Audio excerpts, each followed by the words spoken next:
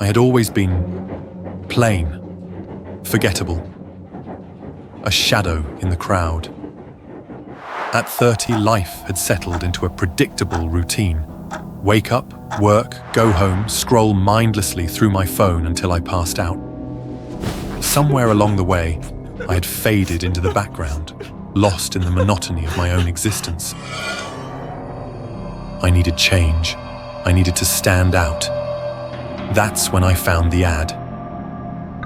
New age, new me, vibrant colors, salon quality results.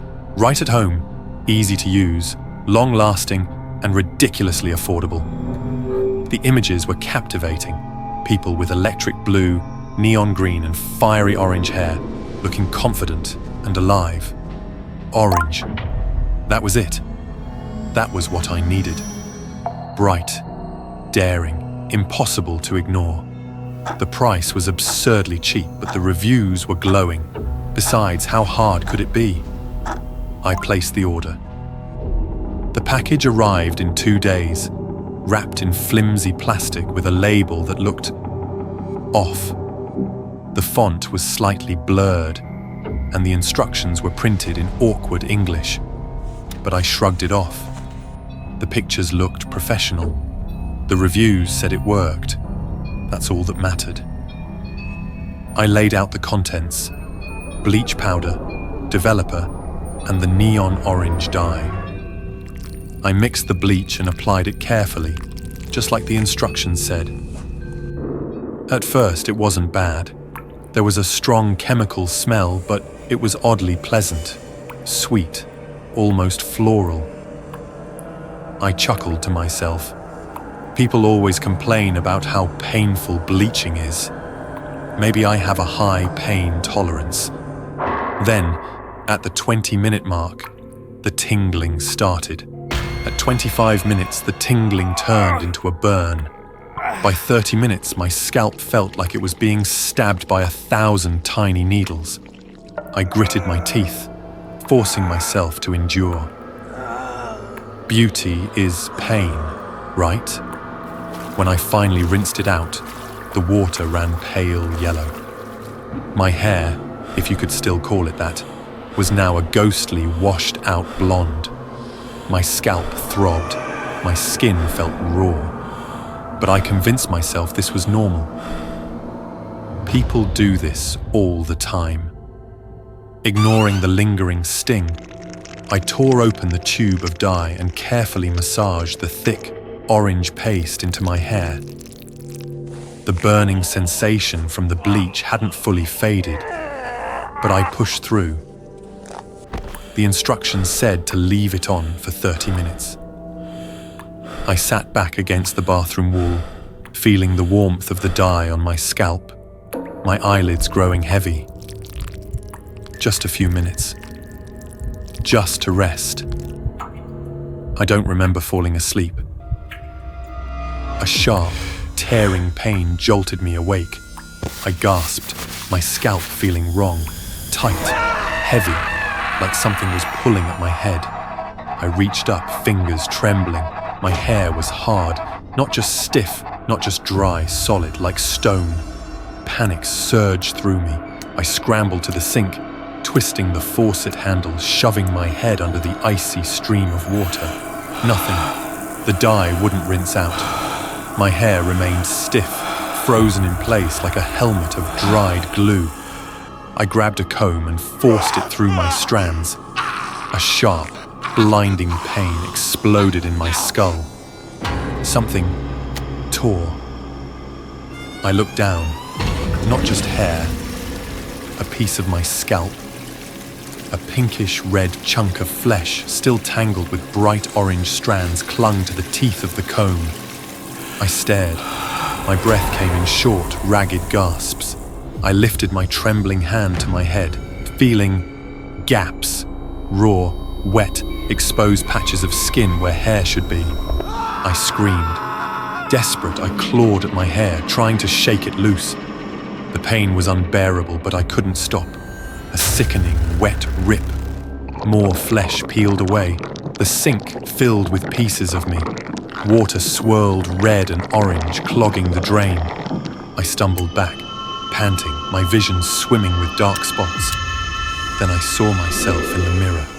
My scalp was a patchwork of open wounds, raw and oozing. Blood dripped down my temples, pooling at my collar. The dye had seeped into my torn flesh, staining my exposed skin bright orange. I wasn't a man anymore. I was a thing, a grotesque, skinless thing with a melted, blood-drenched skull. I opened my mouth to scream again, but no sound came out. My body gave out. The world spun. The hospital smelled like antiseptic and regret. The doctor examined my head, his face carefully neutral. He had seen worse. That scared me more than anything. The chemicals have caused severe chemical burns. The tissue is necrotic, he said, his voice low. There's nothing we can do to save it. I barely felt the razor as they shaved away the last remnants of my hair. My new face stared back at me from the hospital mirror. Bald, scarred, unrecognizable. I had changed, but not in the way I wanted. Back home, I sat in front of my laptop, staring at the ad that had started it all. New age, new me. My own reflection haunted the dark screen, my scalp a battlefield of pink scars. I let out a dry, humorless laugh. Click, report address. Click, block user. Because now I knew the truth. Some transformations aren't worth the price.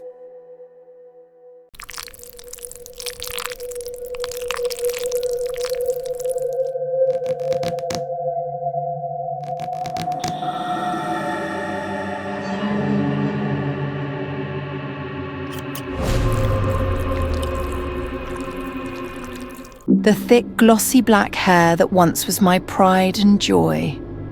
But things have changed. My hair started falling out, slowly at first, then in clumps. Brushing my hair became a terrifying nightmare. Strands kept falling to the floor, as if someone were cutting my hair that I didn't know. The patches of baldness grew larger and more noticeable. They made me feel insecure and isolated from everyone. Nick is an amazing guy, but I no longer felt worthy of standing beside him. My thinning hair and uneven bald spots made me look like an ugly monster, no matter how hard I tried to hide it. I knew Nick had seen the mess I'd become. One evening, after working late, I didn't go straight home. Instead, I wandered aimlessly through the dimly lit streets, lost in my thoughts. Suddenly, I found myself stopping in front of a wig shop. The place looked shabby. Through the grimy glass window, I caught a glimpse of myself smiling. My eyes locked onto it, a wig, but not just any wig. This was the thickest, most luxurious hairpiece I had ever seen. My heart raced with excitement. Yes, this was exactly what I needed. I had to buy this wig. Now look who's the one with this thick, gorgeous hair. It's me. Overwhelmed with joy, I called Nick. You sound happy? What's going on? I want to show you my new hair. Now I felt completely confident. I took the comb and ran it through my thick black hair. Oh, it felt amazing. But then, a sharp, itching pain suddenly interrupted my joy. The itch grew unbearable and I couldn't stop scratching. Tiny white flakes fell onto my hands. Why was there so much dandruff? And why did it seem like the flakes were moving? I shuddered and a sharp headache hit me again. I wondered, maybe it's all the long hours at work that caused this? I grabbed a bottle of painkillers. I gulped them down in a hurry. I told myself I had to endure, at least until the anniversary date with Nick. I couldn't let anything ruin this. That day, I decided to prepare a romantic dinner at home to surprise Nick. The doorbell rang. Nick stepped in. He handed me a bouquet of deep red roses. I forced a smile, trying to appear cheerful despite the worsening pain. Suddenly, Nick glanced around, his face hesitant.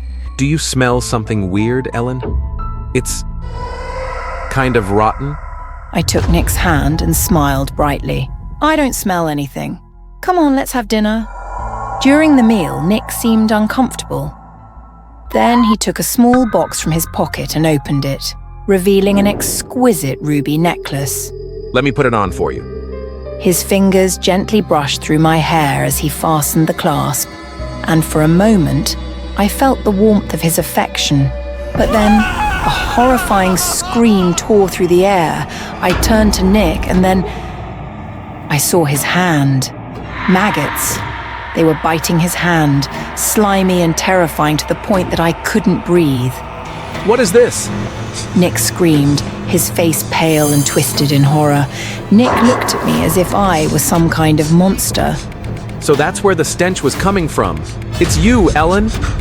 Without another word, he bolted for the door, not even bothering to look back. At that moment, I realized something terrifying. The pain and the strange itching weren't caused by work stress. I clutched my head, the agony feeling like it was tearing my flesh apart. I desperately tried to pull clumps of hair from my scalp. The sticky substance clinging to my hands made me sick to my stomach. My heart ached. I couldn't believe my eyes. Maggots! They were crawling, wriggling beneath the thick layer of hair, clinging tightly to my scalp. I couldn't control myself anymore. I vomited, the disgust spreading through my entire body. I collapsed onto the floor. The pain was so intense it felt like my scalp was being torn apart. In the dim darkness, all I could hear was my own ragged breathing. My body felt weak and my vision blurred. I wanted to run outside to find Nick, but I couldn't. I felt myself slowly losing consciousness. Suddenly, I heard the sound of hurried footsteps. Nick! He had returned with a group of people. In my dazed state, all I could hear was one sentence from them. We need to get her to the hospital immediately. Everything was a blur. I saw the doctor holding my medical report. I heard the news on TV. A girl has been hospitalized due to a wig made from the hair of a deceased person. The wig is believed to contain harmful parasites, causing severe health issues.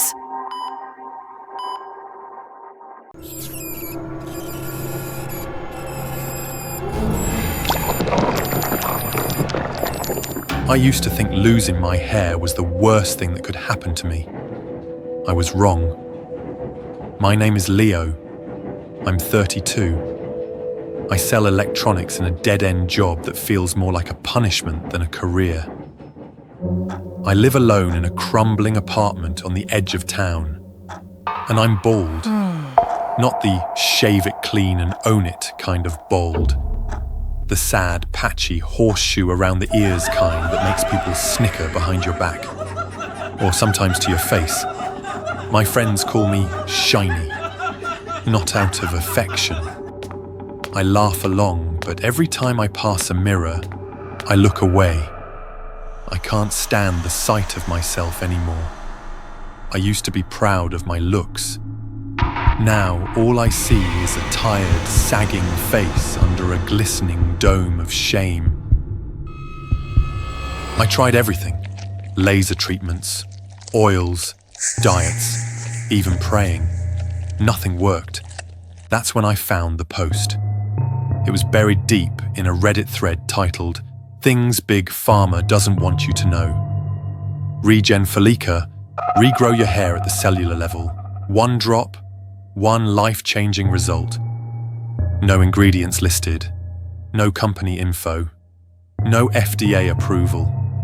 Just before and after photos that looked too good to be true. It was stupid, reckless, possibly dangerous. But I ordered it anyway. Because when you're desperate, Even a shadow looks like hope. And that was the last time I ever saw my scalp the way it used to be. The last time I saw myself as human. The bottle was small, no bigger than a travel-sized mouthwash container. The liquid inside was clear, with a faint, minty scent. I applied it to my scalp just as the instructions said, 5 drops at night, gently massaged in. The first night, nothing happened. The second, I felt a slight tingling, like tiny needles dancing under my skin. By the third night, I could swear the texture of my scalp had changed. It felt thicker. On day 4, I saw the first sprouts. By the end of the week, it was undeniable. Hair was growing, fast. Dark, healthy strands curled across my temples, my crown, even the barren patch at the back of my head. It wasn't just hair, it was resurrection. I started walking taller, smiling more. I even flirted with the barista at the cafe across from work. A small, stupid victory, but it felt good. For the first time in years, I didn't hate my reflection. I thought the worst was behind me. I had no idea the serum hadn't even finished working yet. It wasn't done growing. It wasn't done changing me. The change didn't stop. By the end of the second week, the growth had become aggressive. I was waking up with strands of hair in my mouth, coiled along my tongue like wet string. It wasn't just my scalp anymore. Hair was sprouting from the nape of my neck, my cheeks, my chest, even the backs of my hands. At first I laughed it off. Better too much than none, I told myself. But deep down I knew something wasn't right. Then it spread to the places no hair should be. The inside of my ears itched constantly. I'd dig with cotton swabs and come out with little curls.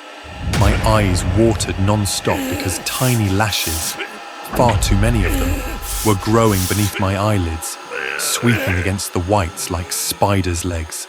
I tried shaving, waxing, even borrowed a friend's laser removal kit. Nothing worked. The hair grew back within hours, thicker, darker, more defiant. It didn't feel like mine anymore. It felt foreign, like something using me. My skin began to crawl, literally. I could feel the hair shifting beneath it. It would move when I got nervous, bristle when I got angry. I started wearing gloves and long sleeves, even in the summer, just to hide it. People stared. One woman asked if I had some rare autoimmune condition.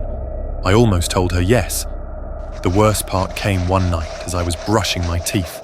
I leaned over the sink and spit, and saw a hair, long, black, coiled in my saliva. I gagged and coughed, but it kept coming. A thick strand tugged out from the back of my throat, slick with bile. I yanked until it snapped free and dropped into the sink, writhing like a severed worm. I didn't sleep that night. The next morning I found hairs growing beneath my fingernails. I clipped them back, only to watch them unfurl like vines within the hour. My reflection had become a stranger, my face almost hidden beneath a veil of tangled black strands. I tried contacting the seller. The link was dead. The Reddit thread had vanished. The name Regen Follica yielded nothing in any search engine. It was like the product, and whoever made it had never existed. I began to wonder if I was the only one who had used it, or if I was simply the first to survive this long. Then, just as suddenly as it began, the growth stopped. At first, I thought it was over, that my body had fought back, that maybe the serum had finally worked its way out of my system. I even felt hopeful for the first time in weeks. But then I noticed the shedding. I woke one morning to find my pillow covered in clumps, the floor of the shower littered with tangled black knots. My chest was raw, like skin had been peeled. At first I was overjoyed. Maybe my body had fought back. Maybe the mutation was over. I gathered the fallen hair, wet and strangely warm, and dumped it into the toilet. I flushed, watched it spin down into darkness. Smiling weakly, I stepped into the shower to rinse it all away, but the shedding didn't stop. The water ran over my body, carrying more strands down to the drain. Hair slid from my shoulders, chest, thighs. It was like my body was unraveling. I looked down. The drain gurgled, clogged. I reached to turn off the water, but the faucet wouldn't respond. I twisted it harder. Nothing. The water kept flowing, harder now, as if the plumbing had snapped. Then I heard it. A deep, wet crack from beneath the tub. The pipes burst. Water exploded upward from the floor. The walls, even through the mirror frame. The bathroom became a tomb. Within seconds, water covered the tiles. Hair floated everywhere, bloated, undulating like jellyfish, pulsing. I turned to run, but the door wouldn't budge. I yanked harder. That's when I saw them. Strands, black and thick, twisting out of the hinges, holding the door shut. I was locked in. I screamed. Hair slid up from the floor, coiling around my ankles, my wrists, my waist. I tried to tear them off, but more came, stronger, tighter. I slipped, fell backward into the rising flood.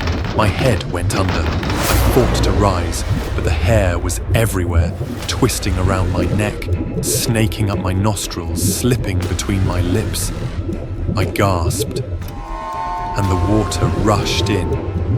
The last thing I saw was the ceiling light, fractured through the rippling water as strands of hair curled softly around my eyes, like a lullaby.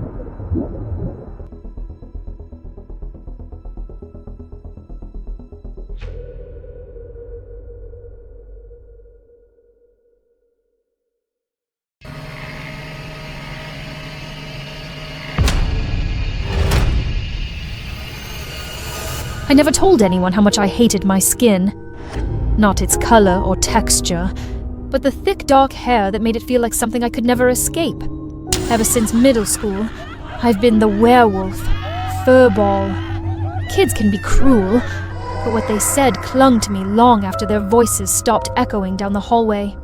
Even at 18, standing in front of the mirror with a body I'd worked hard for, all I saw were dark, coarse patches of hair clinging to me like shame. I never wore tank tops or skirts in public, never anything that might expose what I fought to keep hidden. And whenever I walked past Jace, the boy I secretly liked, I held myself tight, afraid my skin would give me away. I tried everything, razors that left me bleeding, waxing kits that burned and stung and still didn't help. Each time, the hair came back thicker, darker, more stubborn. It was like my body was fighting against me just for wanting to feel normal. Then one night, scrolling through my phone in that dazed late-night haze, I saw it. It was a handheld laser hair removal device, advertised as giving Salon results at home with flawless, touchable skin. It was portable, easy to carry anywhere, and nearly 70% off. I didn't hesitate. I couldn't stand the thought of a spa, of people whispering, of white lights highlighting every flaw, of towels that didn't feel like they were mine. Home was safer. When the package arrived, I locked my door, sat on my bed, and pointed it at my calf. The first pulse of light stung like fire, sharp and hot and too real. But I kept going. 3 days later, the hair was gone. My skin was smooth like the ads promised, like I never thought possible. I wore a skirt out for the first time, a real skirt, short and light and unapologetic. I even posted a photo. The comments flooded in. "You look amazing. Where have you been hiding that figure?" Even Jace commented, just 3 words, but they sent my heart into orbit.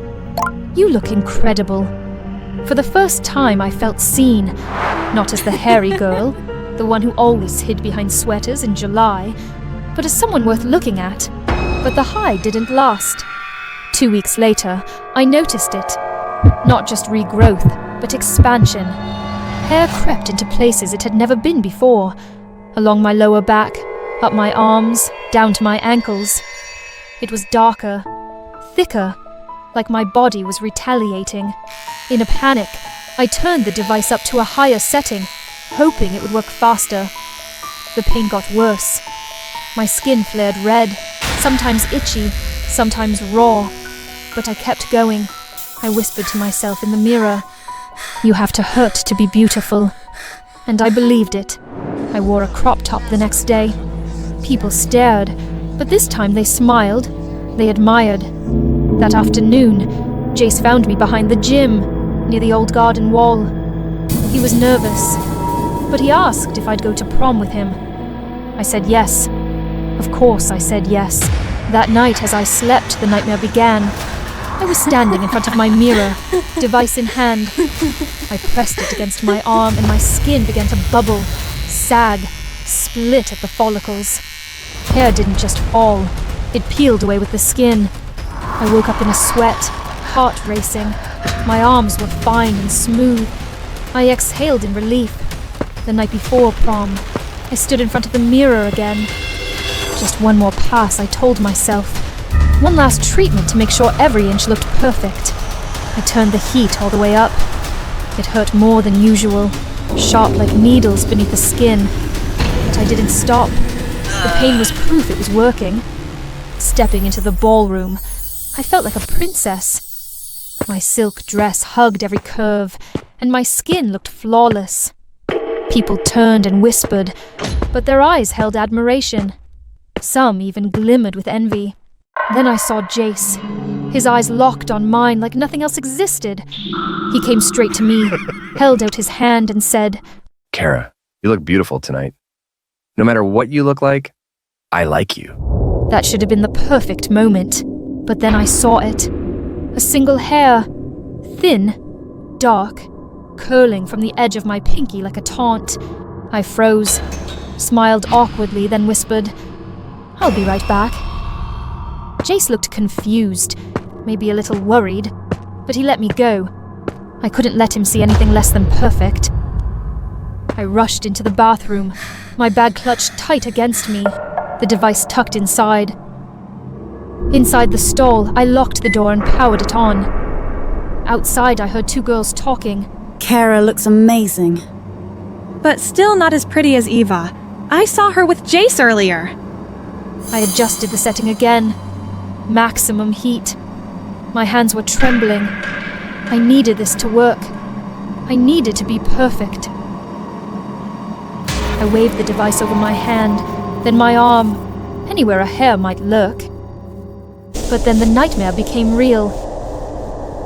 My pores opened, not figuratively, visibly.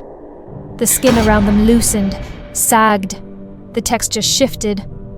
My arm was changing, melting, like soft wax left in the sun. A sharp sting followed, then a burn, then full-blown pain. I screamed. I stumbled out, tears streaking my cheeks, skin blistering, flaking. The 2 girls screamed and bolted. I couldn't move right. My muscles felt detached, like my body was unraveling. Jace ran in. His face, once soft and admiring, twisted into something I couldn't bear to see. Disgust. His mouth opened like he was going to say something, but nothing came out. I passed out before he could. I woke up in pain, my body wrapped in gauze, my skin tight and unfamiliar. The doctor said I'd suffered severe burns, and they had done all they could. I looked down at my arms. They were barely recognizable, scarred, discolored, and stretched thin. the skin blotched grey and streaked red like something had tried to claw its way out.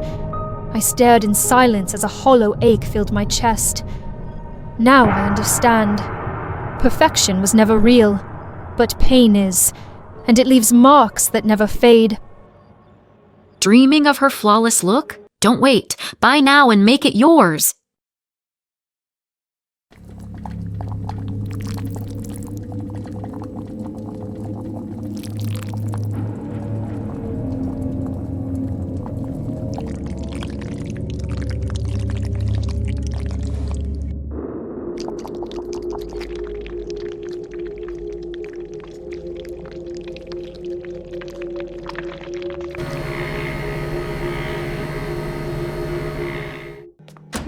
Hi there. What beauty service would you like today?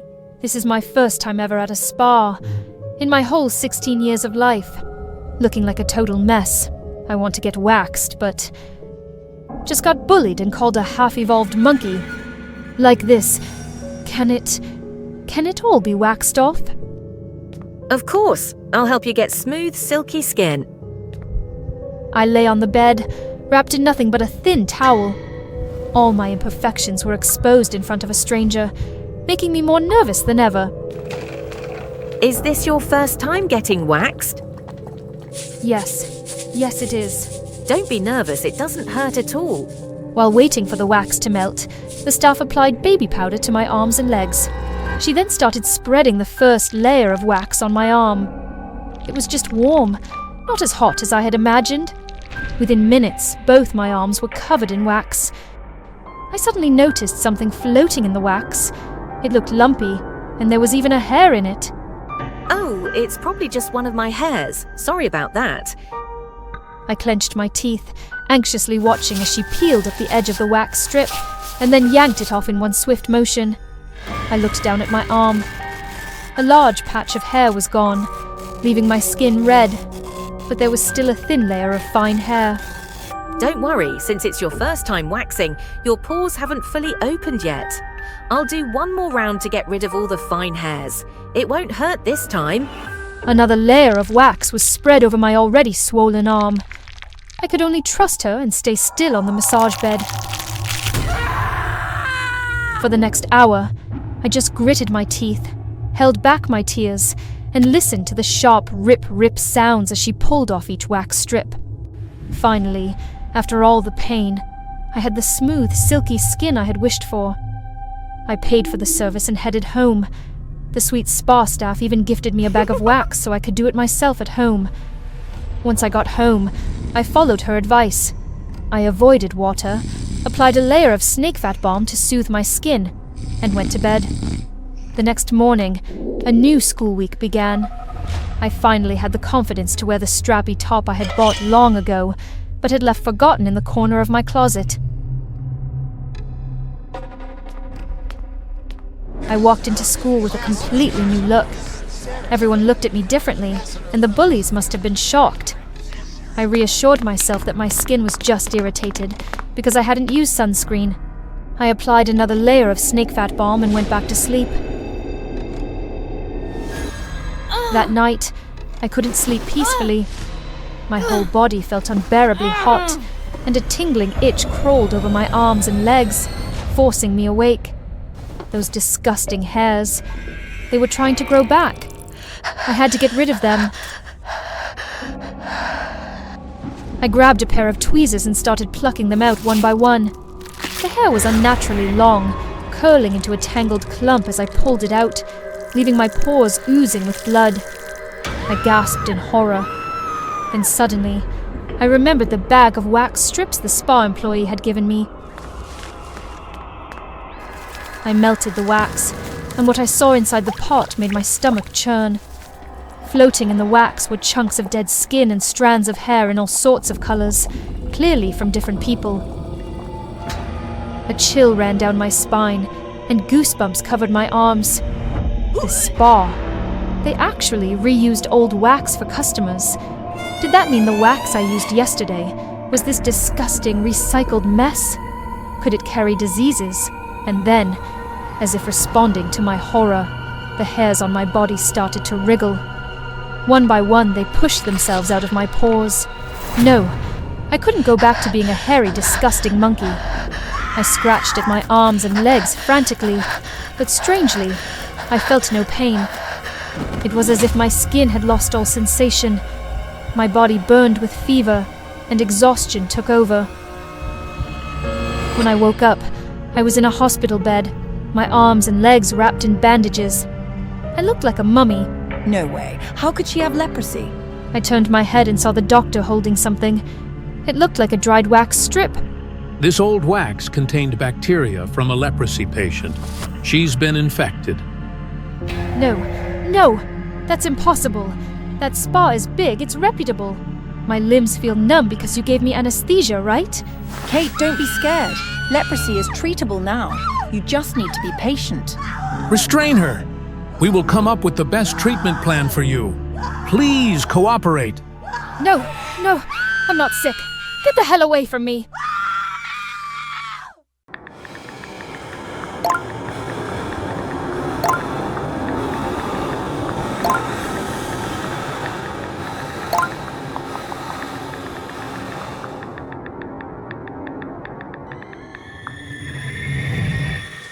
They say positivity can be contagious. But I used to wonder if that was really true. Or just something people said to make the darkness more bearable. Every morning, I'd wake up feeling like my body was falling apart. Yet somehow, I would still set up the ring light, adjust the frame, smile through the nausea, and press record. Even though I was fighting a serious illness, I always tried to tell my followers something soft, something hopeful like, let's make today a little lighter, even if it's just for a minute. Thousands of comments would flood in, pouring love over me like warm sunlight. You're a warrior. You made my day better. But not all of them. It was always the same one. The same blank account. No name, no face, no followers. Just a steady, unrelenting drip of cruelty. At first, I told myself to ignore it, but it clung to me like a shadow. What scared me most was how much this stranger knew. The kind of things I never posted. The chipped ceramic mug I used when my stomach turned. The medication I avoided even when I was desperate. I felt watched, like someone was peeling me open.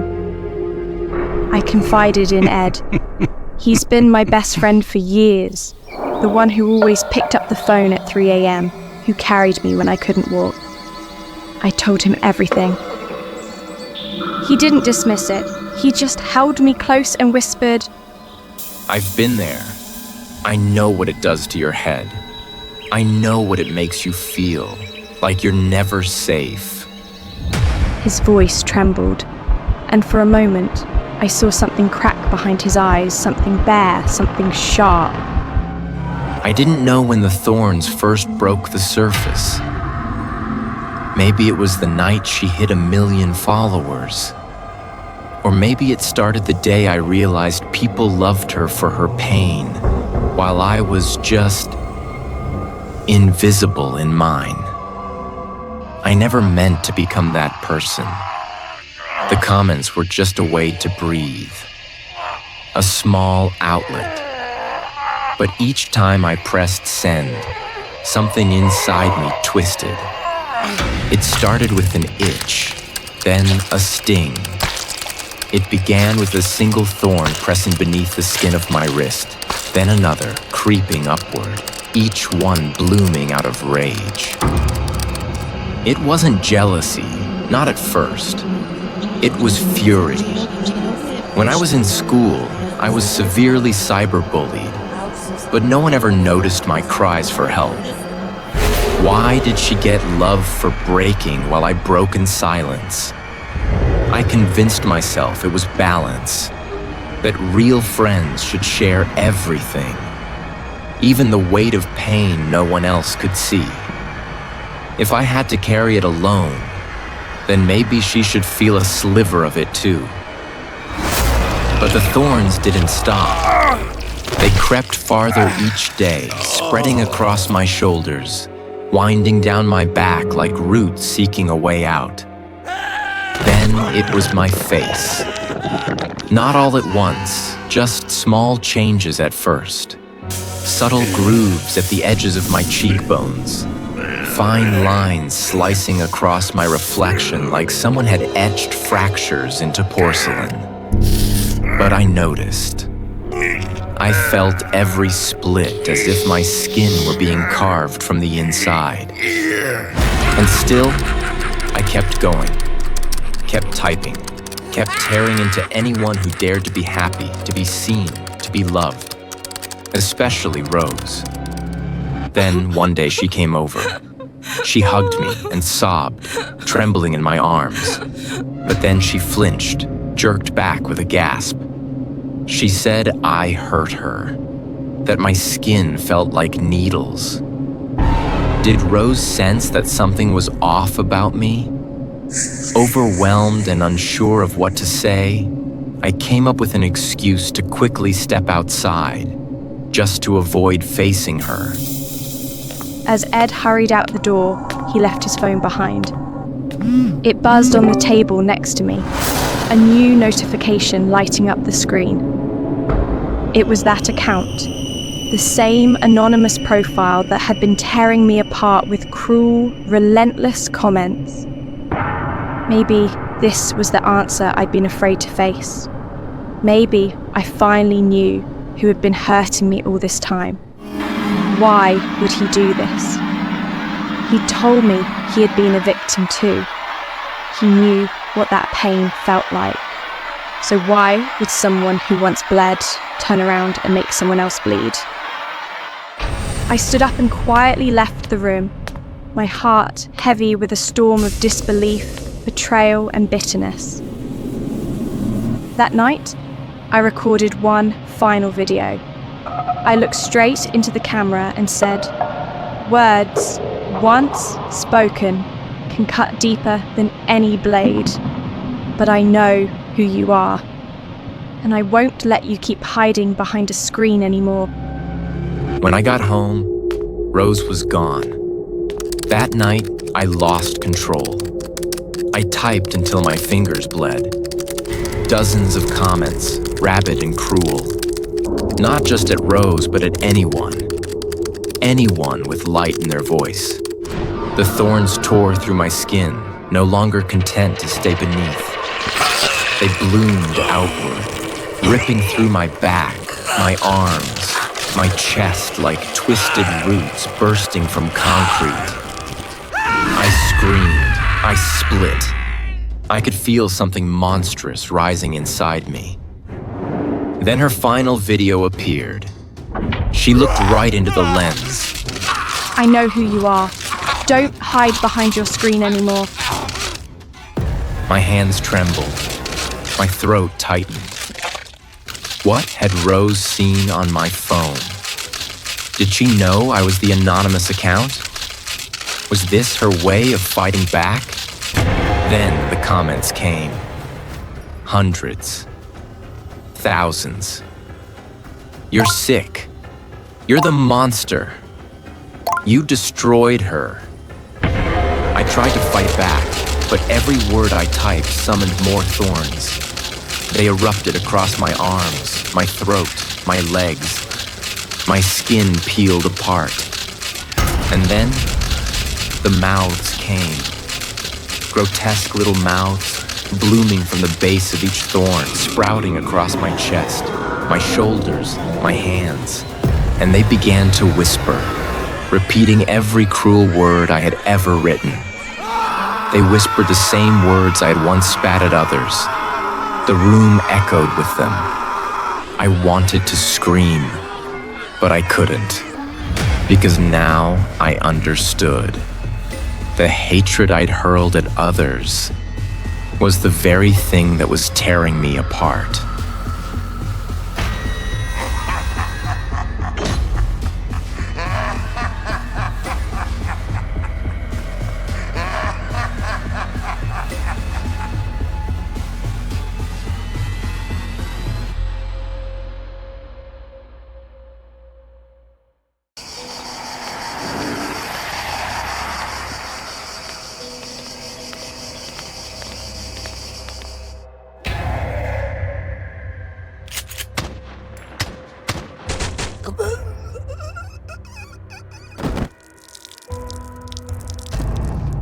I never expected to be this close to tragedy,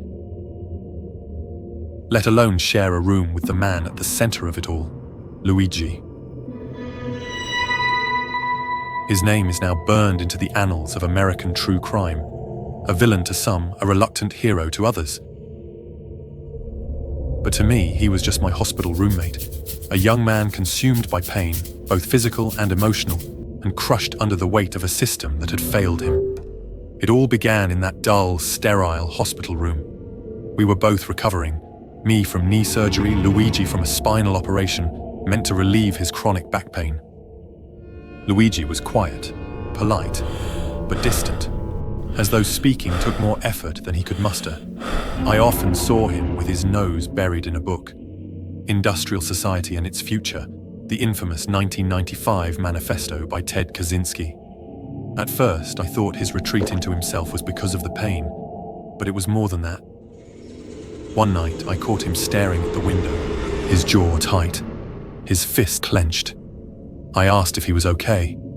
His hollow eyes turned toward me, and for a long moment, he said nothing. Over time, he opened up. Luigi told me how he had once been a promising software engineer, a Silicon Valley prodigy, but chronic back pain had derailed his life. For years, he pushed through the agony, going from doctor to doctor, enduring treatment after treatment. When surgery became his last hope, he believed relief was finally within reach. That hope shattered when his insurance claim was denied. Luigi drained his savings to pay for the operation himself, but it brought little relief. The debt mounted, the pain persisted, and his future unraveled. This isn't living. This is existing, and they even took that from me. I remember nodding in shared frustration. I was no stranger to the system's indifference, but with Luigi, it was different. There was a darkness in him, a simmering anger that I didn't fully grasp until it was too late. 2 weeks after Luigi was discharged, the news broke. UHealth CEO killer unmasked.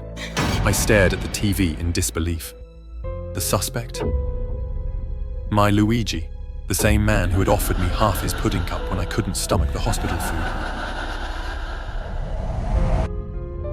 The details were horrifying. On the morning of December 4th, Luigi waited outside the New York Middletown, where Brian was attending an annual investor meeting. He wore a mask to conceal his identity and carried a 3D printed handgun fitted with 3D printed silencer. When he saw Brian, Luigi stepped closer. Witnesses reported hearing him shout, Why did you deny me? Why did you deny all of us? Then he fired. Brian collapsed outside the hotel's glass doors and Luigi disappeared into the chaos of Midtown Manhattan. The casings left behind were engraved with the words delay, deny, and depose. The nation was stunned. Authorities revealed Luigi had been staying at an Upper West Side inn under a false name. He carried forged IDs, a handwritten manifesto railing against the US healthcare system, and a loaded passport ready to flee. His fingerprints matched those found at the scene. Politicians condemned the act, offering condolences to Brian's family while sidestepping the healthcare debate. Social media, on the other hand, erupted. Some vilified Luigi, calling him a coward and a murderer.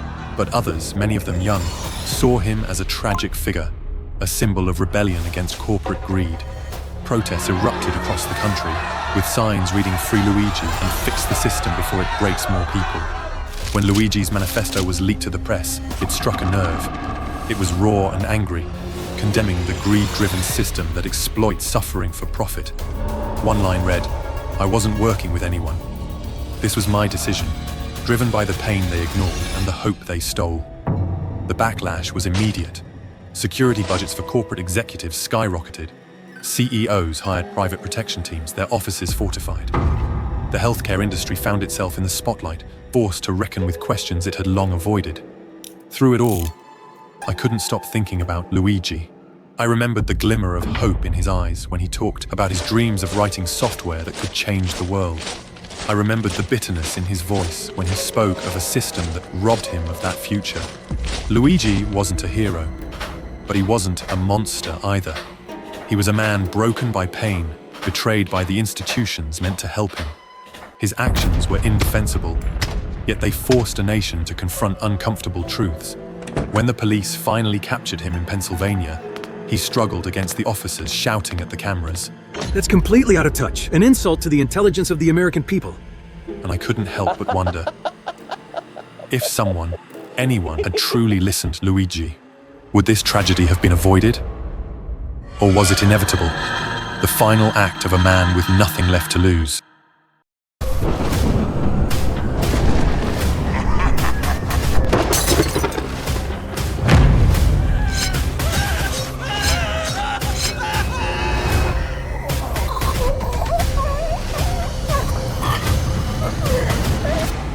I was a princess of a quiet, snow-laced kingdom, surrounded by mountains and frost. My people adored my father, the king. A noble, brave man, the kind who led his armies with honor and protected his people like his own children. Before he rode off to war, I gave him a cold silver locket, shaped like a snowflake that glowed faintly in the light. Keep this close to your heart. As long as it rests there, the warmth inside you will never fade, not even in the darkest storm. Just like you taught me. He touched it gently, smiling with quiet strength only he possessed. I wanted to believe it would protect him. I needed to. But I didn't know it would be the last time I ever saw him alive. He died far from home. They said it was a glorious death, that he fell so peace could reign. But peace feels hollow when the price is your only parent. I inherited the crown, the throne, and a kingdom laced in mourning. Still, I ruled with a steady hand. I tried to be the warmth he believed I carried. Then Heinz arrived. He was from a neighboring land, a nobleman cloaked in charm and dripping honeyed words. His voice was low and warm, his smile always just for me. For the first time in forever, I laughed again. I felt seen, understood. I had found not just an ally, but someone to share the loneliness of the throne. I guessed love is an open door, right? I fell fast, and he proposed me. Can I say something crazy? Let's rule this kingdom together and build the greatest empire the world has ever seen. And I, lonely, hopeful, foolish, said, can I say something even crazier? Yes. On the eve of our engagement, he took me far into the ice fields. Let's make a vow, beneath the aurora, where only the gods can hear us. I followed him through the snow, heart pounding with love and the flicker of something off. He stopped on a cliff overlooking the kingdom, where the sky shimmered green and purple like liquid stars. Here, I have something for you. He reached into his coat and pulled out the locket. My father's locket. His hands were gentle as he clipped it around my neck again. The cold metal stung. I found it on the battlefield. He held it to the end. Then the storm came. But this wasn't ordinary snow. It howled like voices screaming through broken glass. The flakes shimmered unnaturally, sharp, metallic, slicing at my skin. I tried to run, tried to call his name, but he was gone. Then, in the reflection of a broken shard of ice, I saw it. An arrow, hurtling toward me. I turned just in time. It struck my locket, the silver cracking on impact. Before I could breathe, something else hit me, straight in the eye. A searing, blinding pain. I saw a reflection, not mine. Or maybe it was. Twisted, cracked, half my face blackened with rot, veins of frost spreading like spiderwebs. The pain was too much. The storm consumed me. When I awoke, the storm had passed. My eye, gone. My skin, wrong, cold, brittle, splintering. I dragged myself back to the palace, snow crunching under bleeding feet.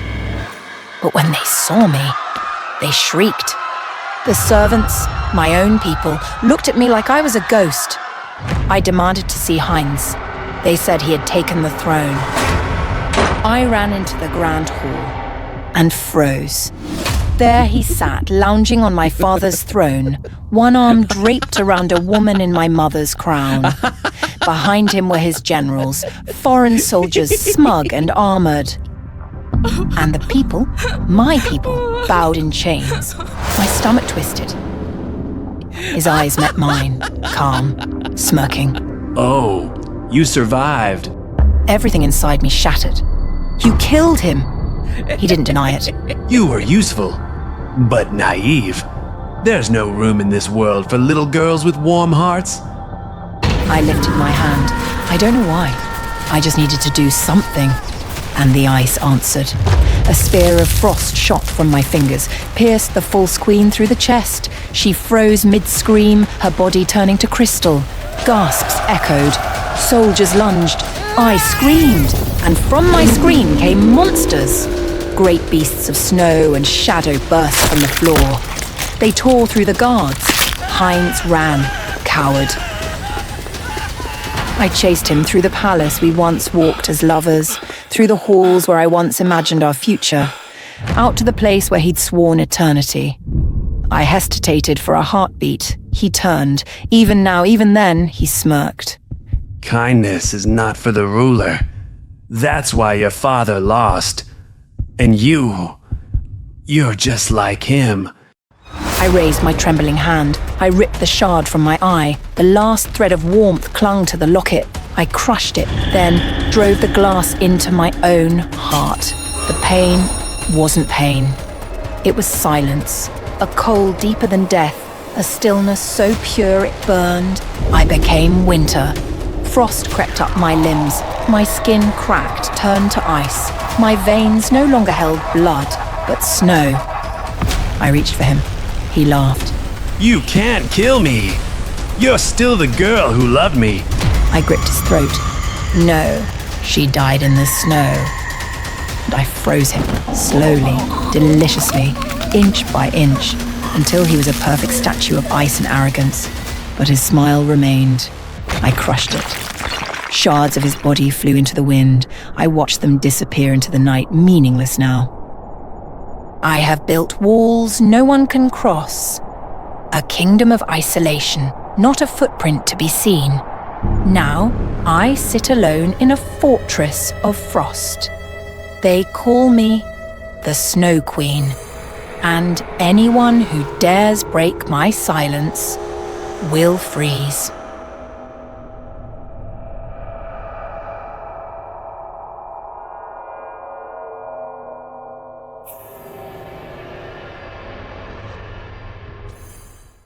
I always knew taking a night shift at a rundown Burger King was a bad idea, but I needed the job. Bills don't pay themselves. The manager who hired me over a rushed Zoom call barely gave details, just that the branch had seen staffing issues and needed someone to turn things around.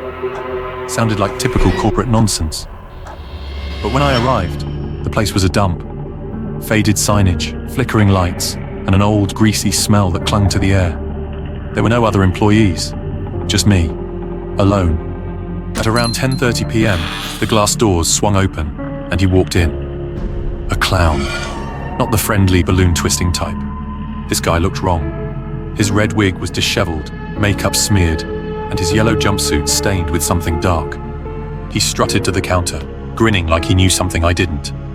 Give me a Big Mac, he said, voice raspy like he'd been laughing too much. I forced a smile, punched in his order, and watched as he took the burger, unwrapped it, took one slow bite, then suddenly spat it onto the floor.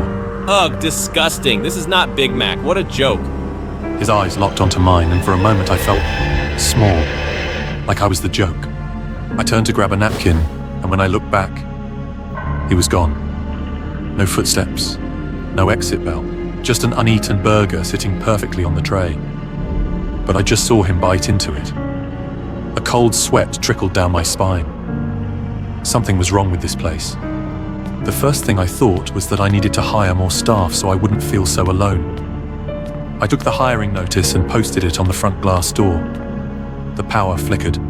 The hum of the freezer stuttered, and the overhead lights dimmed into a sickly orange glow. Then from behind me, I'm so hungry, but not for this trash. Give me a Big Mac. I spun around. The restaurant was empty. Give me a Big Mac. But the voice, it came from the counter. And then I saw it. A plastic king figurine, The kind used for kids' meals sat on the register. It hadn't been there before, and yet its mouth moved, the crackling speaker inside letting out a distorted, static-filled voice. Where's my Big Mac? Give me a Big Mac! I picked it up. It was light, no batteries. I dropped it, stomach twisting. A loud bang echoed from the back storage room. Something, or someone, was inside.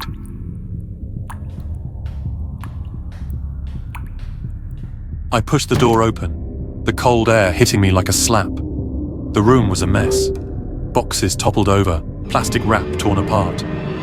But the worst part, the life-sized Burger King mascot statue, the one usually propped near the entrance, was here, and there was a knife plunged into its chest. Dark red liquid seeped down the golden robe. It looked like ketchup at first, then I touched it. It was warm. My breath hitched. That wasn't ketchup. Then I heard it. A wet, gurgling chuckle from the dark corner of the room. A shadow moved. A figure stepped forward, illuminated by the flickering light. I saw the white-painted face first, stretched into an unnatural smile. His red lips curled upward, but his eyes were empty. This dump shouldn't even exist. Everyone knows McDonald's runs the game. I recognized the yellow jumpsuit, the red wig, the grease-stained gloves. Ronald McDonald, or something pretending to be him. He raised his hand. A rusted butcher knife glinted in the dim light. I stumbled back. My heart slammed against my ribs. Give me a Big Mac! Then, he lunged. I barely dodged, his knife slicing through my uniform sleeve. My hands scrambled for anything. A weapon, a shield, and my fingers brushed against a cast-iron pan on a nearby shelf. I grabbed it and swung with everything I had. The impact sent Ronald crashing to the floor, limbs twitching. His grin never faded. Even as his head lolled unnaturally to the side, he kept smiling. I didn't wait. I ran. I sprinted down the highway, lungs burning, until I spotted a police cruiser parked by a gas station. I banged on the window, yelling.